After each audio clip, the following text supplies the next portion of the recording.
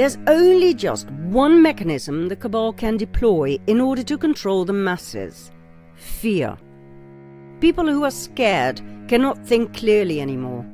They tend to freeze and reach out for others to save them and take away the fear. Others, like the government or so-called experts. People turn to us for hope, so we have noticed. They even get angry with us when we don't offer hope on a silver platter. Truth is, it's time to stop giving others your power. It's time to stop turning to others for hope or a solution to your misery. Only you can save you.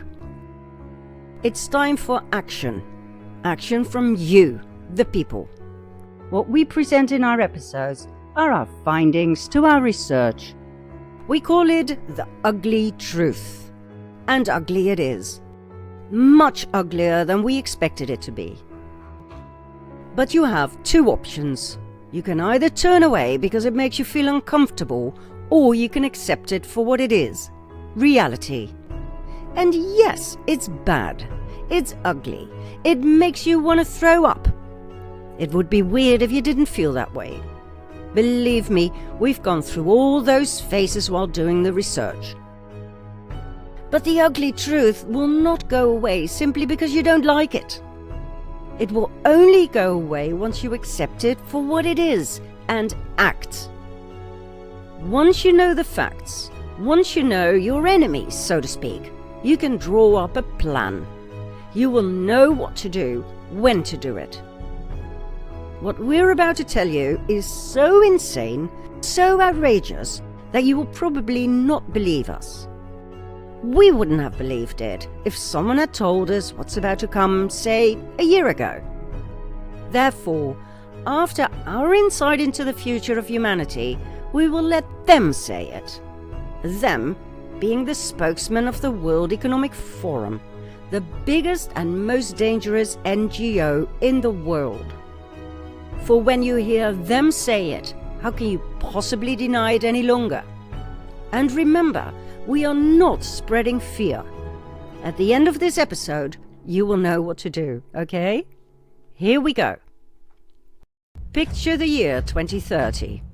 Half of the world's population has died as a result of the depopulation program. The world has been taken over by a small elite group of people whose spies managed to infiltrate every aspect of society, after which the long-awaited one-world government was successfully formed. Country borders have disappeared. National and personal sovereignty belong to the past. Terrified by the idea of more killer viruses, cyber attacks, nuclear wars and alien invasions, the remaining people gave up everything, desperately hoping to be saved by their leaders. They now live in a totalitarian, communist, even fascist system. Surveillance has reached unimaginable heights, not just in every street and every house, not just in people's clothes or in the bracelets they must wear, but surveillance under the skin. Billions of people were chipped. They were promised happiness and godlike powers. Instead, they were made redundant and turned into hackable animals. They are now controlled by a system that knows them better than they know themselves. Their political views, their sexual preferences, their mental weaknesses, their deepest fears and hopes. Those who are still alive are now controlled by a system that can predict their feelings and decisions, that can manipulate their feelings and decisions, and that can ultimately make decisions for them. Their bodies, brains, minds and souls were systematically and successfully hacked by means of a combination of unprecedented computer power, understanding of biology, artificial intelligence, and biometric data they collected from you, me, and every person on this planet. Those who survived the depopulation program own nothing. Homo sapiens is dead. It died when it was hacked and turned into hybrid cyborgs. Free will is dead. God has been surpassed and taken over. They finally did it. What tyrants in the past failed to achieve, the Cabal managed. They hacked and hacked and hacked until no free-thinking individual was left on the face of the planet. 2030, 7 years from now. Not a pretty picture, right? Let's hear what the Cabal has to say about it, shall we? Meet Klaus Schwab, founder and chairman of the World Economic Forum.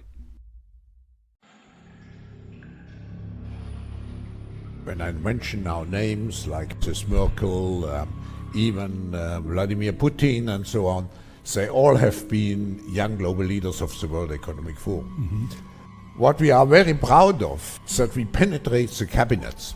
We penetrate the cabinets. I know that half of this cabinet, or even more half of this cabinet, are actually young global leaders of the World Economic Forum. Pay insufficient attention to the frightening scenario of a comprehensive cyber attack, which would bring to a complete halt to the power supply, transportation, hospital services, our society as a whole. The COVID-19 crisis would be seen in this respect as a small disturbance in comparison to a major cyber attack.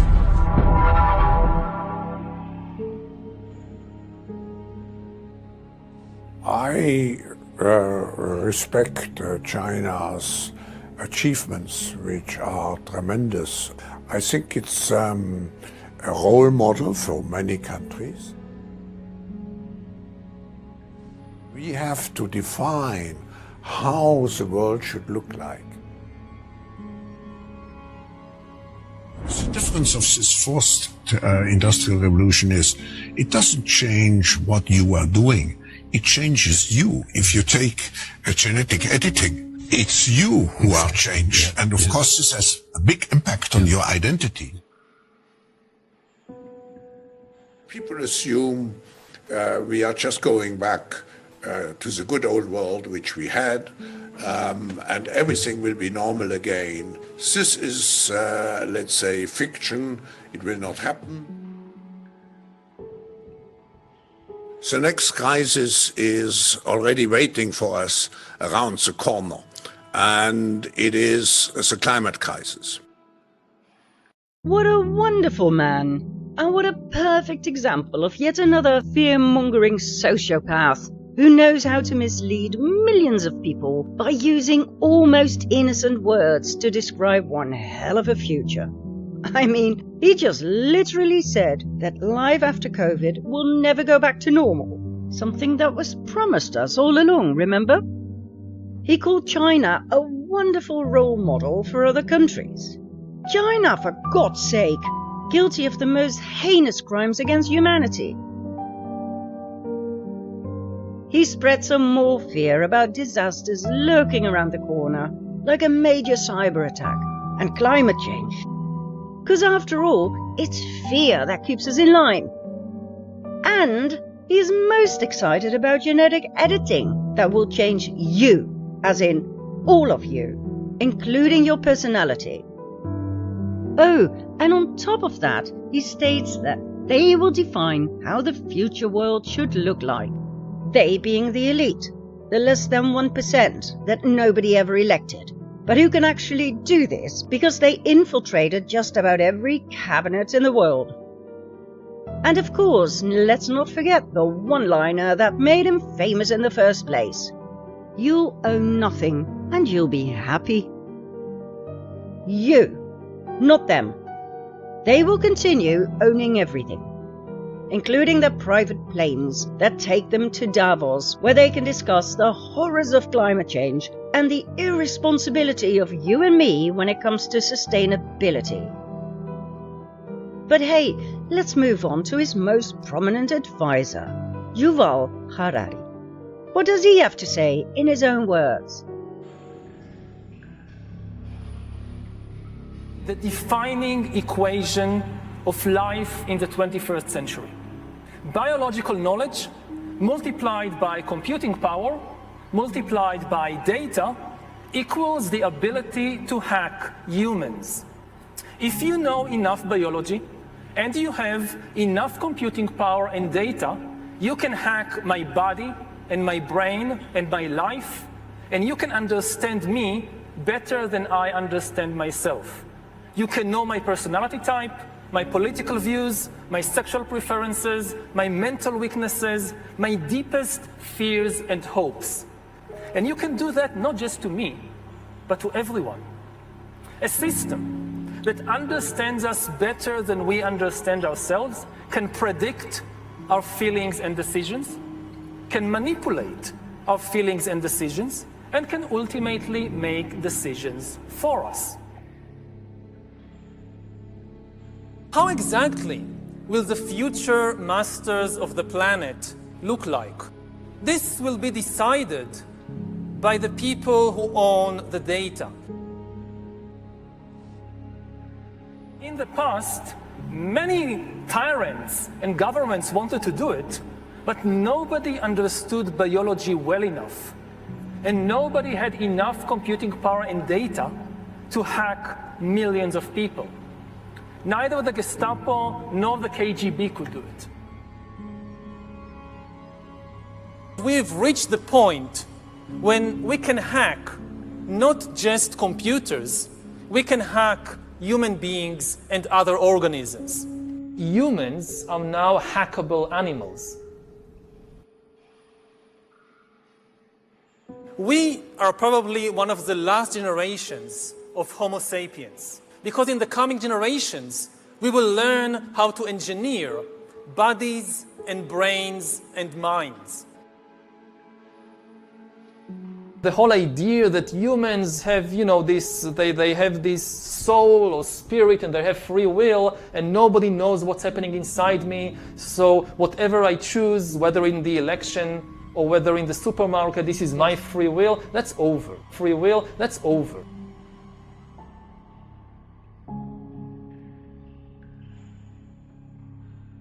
People could look back in 100 years and identify the coronavirus epidemic as the moment when a new regime of surveillance took over, especially surveillance under the skin, which I think is maybe the most important development of the 21st century, is this ability to hack human beings, to go under the skin, collect biometric data, analyze it, and understand people better than they understand themselves. Now, for the first time in history, it is becoming feasible to monitor everybody all the time, and not just what we do, but even what we feel. We already know that corporations and governments can know that you are now watching this show. But this is still limited. They don't know yet what you're actually feeling as you're watching us. But once you have under the skin surveillance, you can know that, because emotions and feelings are biological phenomena just like fever. The same technology. Control of data might enable human elites to do something even more radical than just build digital dictatorships. By hacking organisms, elites may gain the power to re-engineer the future of life itself. Because once you can hack something, you can usually also engineer it. For 4 billion years, nothing fundamental changed. All of life, for 4 billion years, was subject to the laws of natural selection and to the laws of organic biochemistry. But this is now about to change. Science is replacing evolution by natural selection with evolution by intelligent design. Not the intelligent design of some god above the clouds, but our intelligent design and the intelligent design of our clouds, the IBM cloud, the Microsoft cloud, these are the new driving forces of evolution. In the coming decades, AI and biotechnology will give us godlike abilities to re-engineer life and even to create completely new life forms. We are about to enter a new era of inorganic life shaped by intelligent design. Our intelligent design. We are really acquiring divine powers of creation and destruction. We are really upgrading humans into gods. Straight from the horse's mouth. Shocking, isn't it? So let's get this straight. They are creating an era of inorganic life shaped by their intelligent design. Because God didn't do a good job. I mean, nothing really changed in 4 billion years, right, Yuval? It doesn't really matter whether you believe in the God of the Bible or in Darwin's evolution theory. This is a statement that no geologist or paleontologist will ever agree on. And it's an absolute insult to religious people. This historian, specialized in medieval and military history, now tells the world with immense authority that they can do better than God. Now we are much better than the God of the Bible.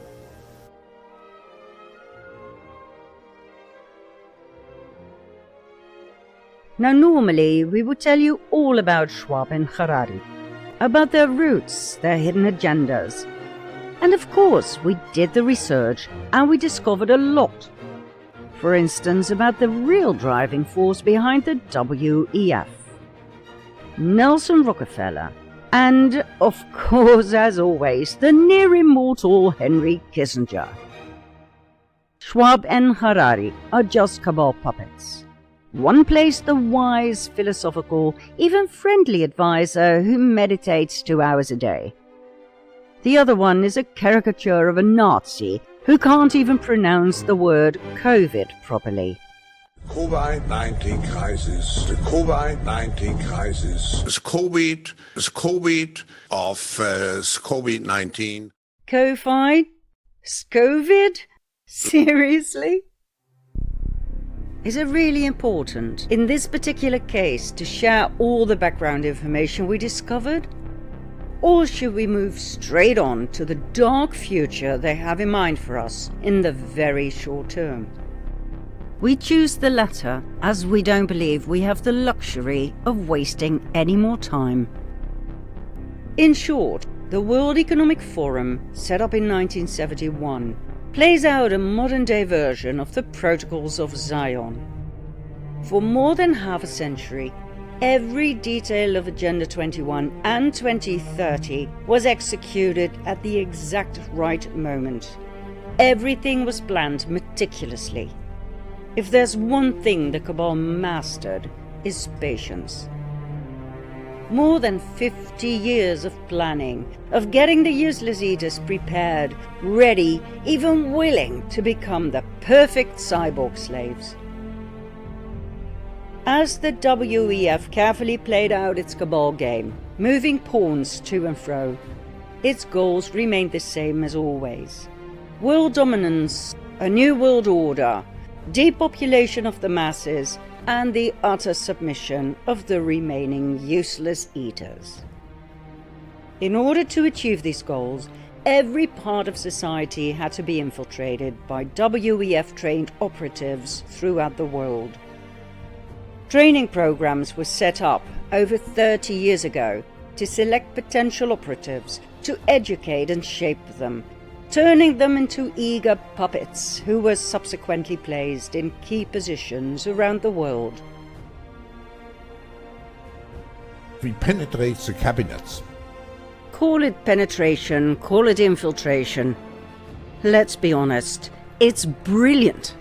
If you wanted your wicked plans to be accepted and executed on a global scale, don't you think the fastest, most efficient way would be to infiltrate every aspect of society? To put your puppets everywhere?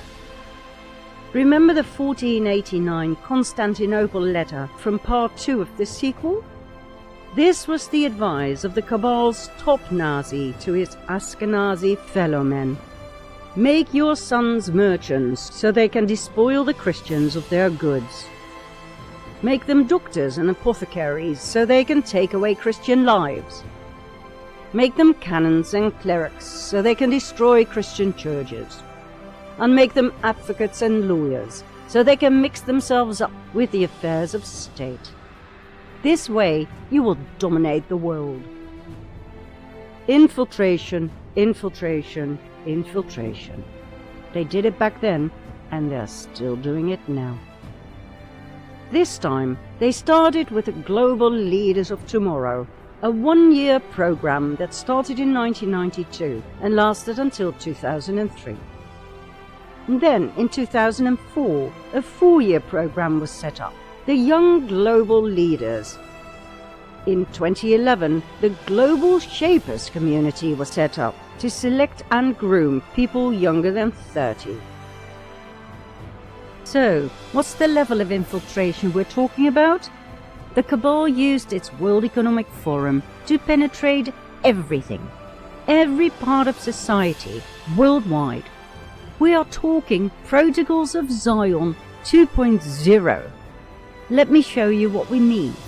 And please realize that every business we're about to show you sent its highly placed representatives to follow one of the WEF's training programs. CEOs, director of this, director of that. Meaning each and every business and aspect of society has been programmed to execute the WEF's demands. Please let that sink in while you watch the following.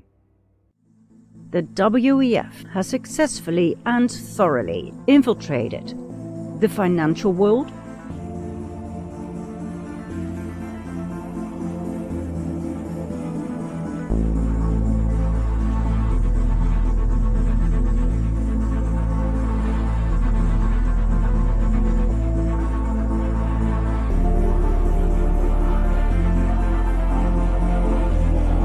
corporations,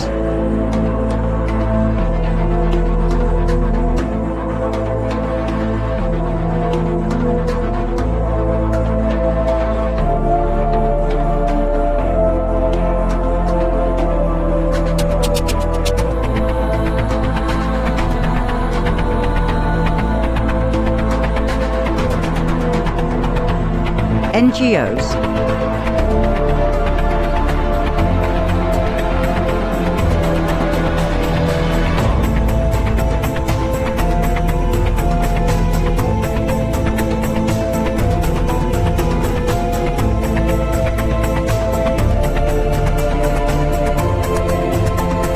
religion,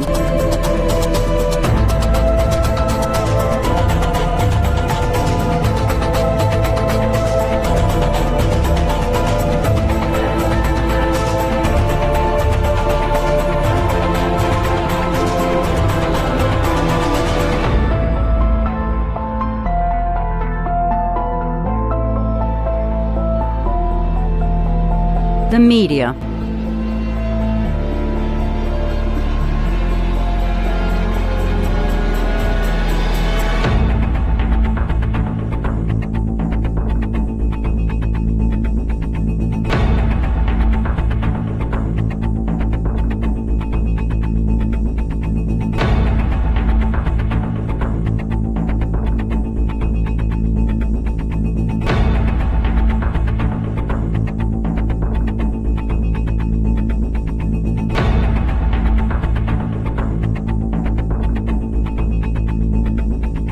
the world of science,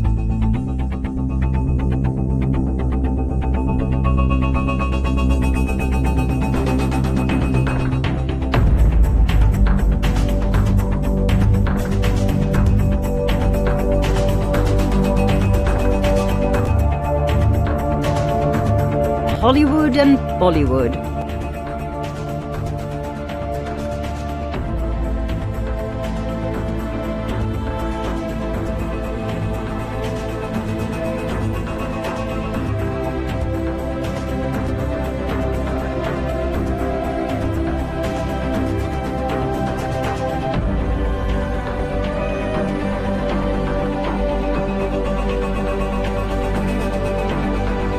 the domain of air and space.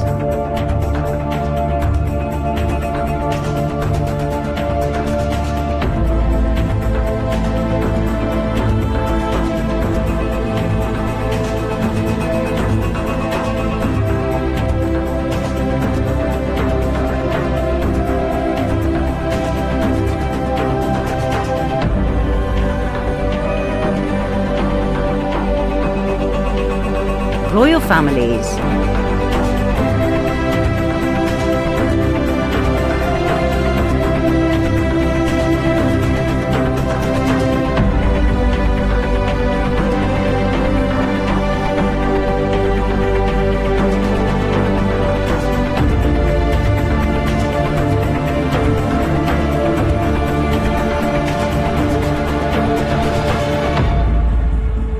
and last but not least, they penetrated the world of politics. Think prime ministers, presidents and advisors to the president, ministers, ambassadors, members of Congress and Parliament, senators and mayors. We're talking thousands and thousands of Cabal puppets, longing for a piece of the money and power pie, who were trained by the WEF and put in high positions around the world. Big influencers who decide the direction and content of your life. Now please let it sink in that all the people we just showed you have followed the official training programs, even kings and queens. Why? They're royalty, for goodness sake. It clearly shows you who's actually in charge, doesn't it? The amount of WEF influencers across the world is absolutely massive. There are many, many more members and participants of the WEF who, for some reason, do not need to follow the training programs. Here are some more friendly faces you've probably seen before. All the major globalists are there.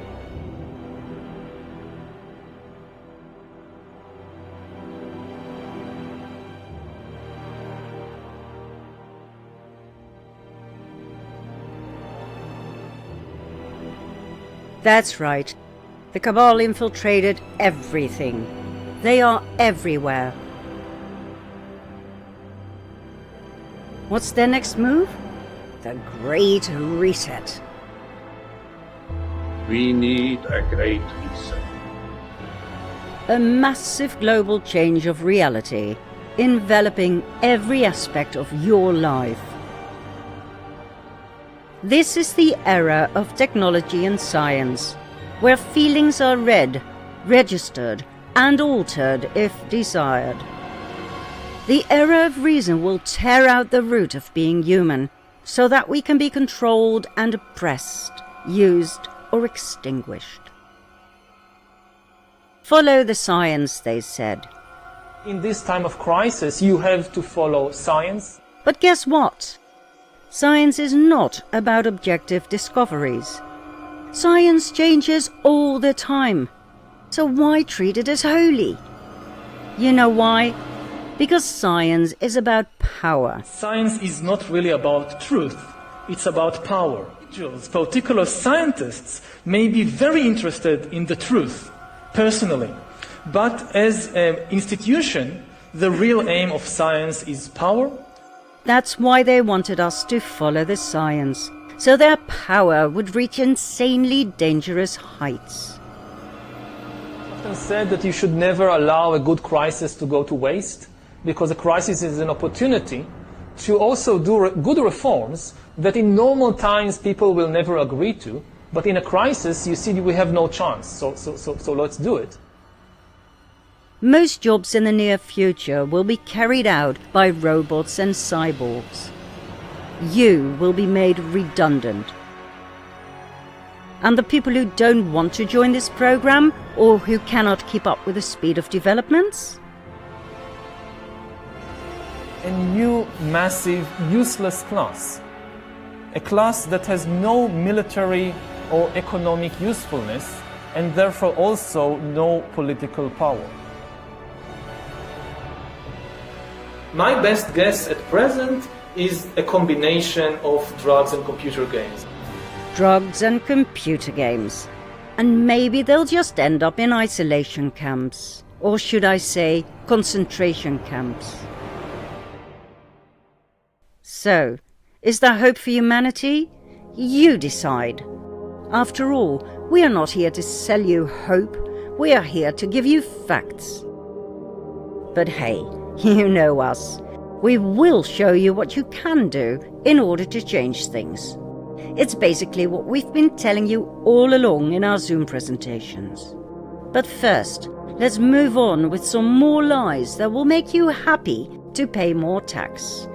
And we'll give you a picture of what all of the above means for this new, massive class of useless eaters. In other words, for you and your children. Follow me to part 28.